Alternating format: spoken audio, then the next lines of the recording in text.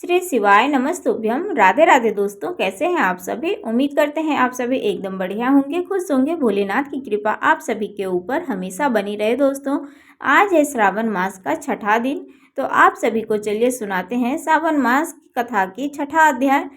Video में आगे बने रहिएगा और कथा पसंद आए दोस्तों तो हर हर महादेव जरूर लिख दीजिएगा कमेंट में। संत कुमार बोले, हे भगवान, मैंने रविवार का हर्षकारक महात्म्य सुन लिया। अब आप श्रावण मास में सोमवार का महात्म्य मुझे बतलाइए। ईश्वर बोले, हे संत कुमार, सूर्य मेरा नेत्र है, उसका महात्म्य इतना श्रेष्ठ है, तो फिर उमा सहित सोम मेरे उस वाले नाम सोमवार का कहना ही क्या है। जो उसका महात्म्य मेरे लिए वर्णन के योग्य है, उसे मैं आपसे कहता हूँ। सोम चंद्रमा का नाम है और यह ब्राह्मणों का राजा है। यज्ञों का साधन भी सोम है। उस सोम के नाम के कारणों को आप सावधान होकर मुझसे सुनिए, क्योंकि यह वार मेरा ही स्वरूप है, अतः इसे सोम कहा गया है। इसलिए यह समस्त राज्य का प्रदाता तथा श्रेष्ठ है। व्रत करने वाले को यह संपूर्ण राज्य का फल देने वाला है। हे विप्र, उसकी विधि सुनिए, मैं आपको विस्तार पूर्वक बता रहा हूँ। 12 महीनों में सोमवार अत्यंत श्रेष्ठ है। उन मासों में यदि सोमवार का व्रत करने में असमर्थ हो तो श्रावण मास में इसे अवश्य कर लेना चाहिए। इस मास में इस व्रत को करके मनुष्य वर्ष भर के लिए व्रत का फल प्राप्त करता है।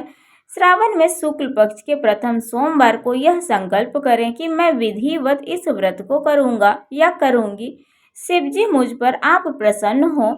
इस प्रकार में चारों सोमवार के दिन यदि 5 हो जाए तो उसमें भी प्रातः काल यह संकल्प करें और रात्रि में शिव जी का पूजन करें। 16 उपचारों से सायंकाल में भी शिव जी की पूजा करें और एकाग्र चित्त होकर इस दिव्य कथा का श्रवण करें।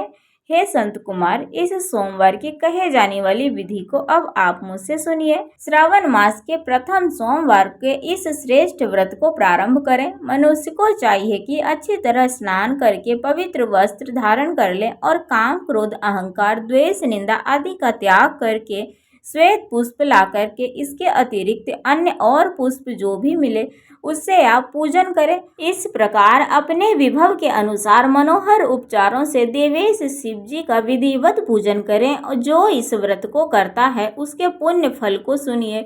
जो लोग सोमवार के दिन पार्वती सहित शिव जी की पूजा करते हैं वो पूर्णावृत्ति से रहित अक्षय लोक को प्राप्त करते हैं। हे संत कुमार, इस मास में नक्त व्रत से जो पुण्य प्राप्त होता है उसे मैं संक्षेप में कहता हूँ।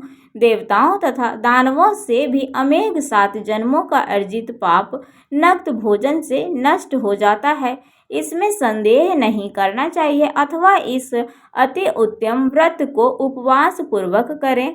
इसे करने से पुत्र की इच्छा रखने वाला मनुष्य पुत्र को प्राप्त करता है और धन चाहने वाला धन को प्राप्त करता है। वह जिस जिस अभिष्ट की कामना करता है उसे वो अवश्य मिलता है। इस लोक में दीर्घकालिक वांछित सुख को भोग कर अंत में श्रेष्ठ विमान पर आरूढ़ होकर वह रुद्र लोक में प्रतिष्ठा प्राप्त करता है। चित्त चंचल है, धन चंचल है और जीवन भी चंचल है, ऐसा समझकर प्रयत्न पूर्वक व्रत का उद्यापन करना चाहिए। चांदी के वृषभ पर विराजमान स्वर्ण निमृत शिव तथा पार्वती जी की प्रतिमा अपने सामर्थ्य के अनुसार बनानी चाहिए। इसमें धन की कृपणता नहीं करनी चाहिए। उसके बाद एक दिव्य तथा शुभ लिंगोत्द्रव मंडल बनाए तथा उसमें श्वेत वस्त्रों से युक्त एक घट स्थापित करें। घट के ऊपर तांबे अथवा बांस का बना हुआ पात्र रखें और उसके ऊपर उमा सहित शिव जी को स्थापित करें। उसके बाद स्तुति, स्मृति तथा पुराणों में कहे गए मंत्र से शिव जी की पूजा करें।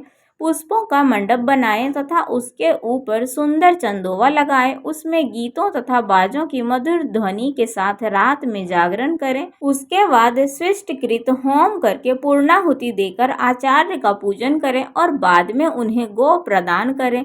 उसके बाद 11 श्रेष्ठ ब्राह्मणों को भोजन कराएं तथा उन्हें वंश पात्र सहित 11 घाट प्रदान करें। इसके बाद पूजित देवता को तथा देवता को अर्पित सभी सामग्री आचार्य को दें और तत्पश्चात प्रार्थना करें, मेरा व्रत परिपूर्ण हो और शिव जी मुझ पर प्रसन्न हो। उसके बाद बंधुओं के साथ हर्षपूर्वक भोजन करें।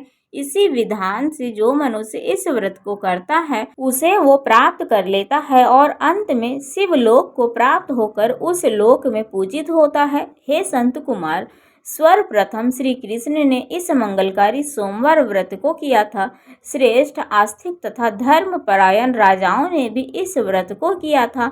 जो इस व्रत का नित्य श्रवण करता है वह भी उस व्रत को करने का फल प्राप्त कर लेता है। तो इस तरह से दोस्तों श्रावण मास का छठा अध्याय पूर्ण हुआ। तो आप सभी को अगर ये कथा पसंद आती हो तो वीडियो को लाइक आप सभी जरूर कर दिया करिए और चैनल पर जो भी नए आते हैं तो सब्सक्राइब भी जरूर से कर लिया करिए दोस्तों। तो चलिए मिलते हैं आप सभी से फिर से एक अगले वीडियो में। राधे राधे, हर हर महादेव, जय श्री गणेश।